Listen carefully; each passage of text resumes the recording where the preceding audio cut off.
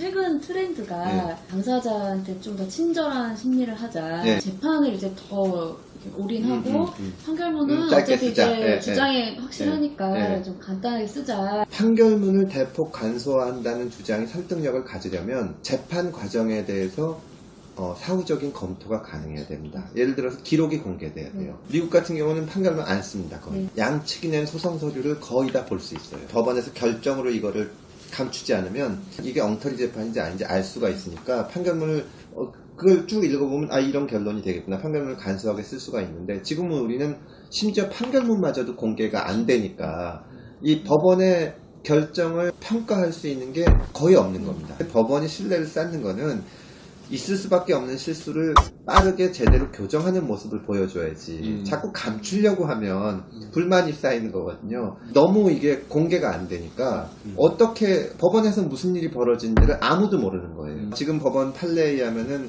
그 법 판결문 공개로 인해서 사생활 침해가 이루어졌을 때는 손해배상 책임을 개인정보가 공개되니까 져야 된다고 주장을 하니까 제가 법안을 내가지고 그걸 면책시켜주는 법안을 냈습니다. 책임을 안 져도 좋다. 근데도 공개를 안 해요. 만약에 법원 논리대로 지금 개인정보 보호 때문에 판결문 공개가 안 된다면 대한민국에 있는 수많은 법정에서 지금 매일 위법행위가 일어나고 있는 겁니다.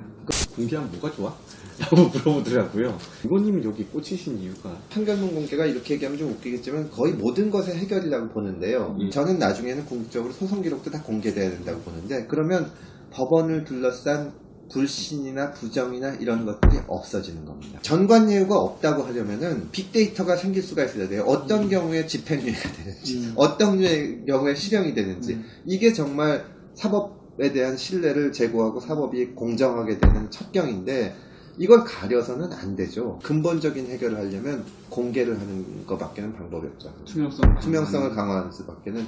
심리불속행 의심을 줄이려면 저는 기준을 좀 명확히 하고 그 기준을 좀 사람들이 알 수 있게 해야 된다고 생각을 했거든요. 누구는 심리불속행을 많이 하는데 누구는 적게 하니까 이 대법관은 불성실한 거 아니냐. 법원에서 그 비판이 두려워서 그걸 가리는 겁니다. 안 가르쳐주고. 그거를 공개를 해야만 그런 시비가 없어져요. 어떤 대법관이 얼마나 심리불속행을 하는지도 공개를 할 수가 있어야 되고, 로스쿨에서 그 판결문 분석 작업도 이루어져야 돼요. 그러니까 어떤 대법관이 유사한 사건에서 어떤 거는 심리불속행을 했고 어떤 거는 판결문을 썼다. 법원에서는 대법관이 양심에 따라서 하지 무슨 대법관 출신 변호사가 온다고 전관예우가 있는 건 아니라고 하고 일반은 무슨 말이냐 대법관 출신을 쓰니까 확실히 심리불속행이 줄더라고 심지어 변호사들까지 주장을 하는데 그게 실증적인 분석이 안 이루어지는 이유가 대법관의 심리불속행 대법관별 비율도 공개가 안 되고 그게 무슨 사건인지도 보통 사람이 못 보는 거예요. 소액재판이랑 신불 처리율이 다 70%씩 너무 높고 예. 판결문에 봐도 이게 대체 이유가 뭔지 모르겠 당장 어떤 거를 바꿔야 될지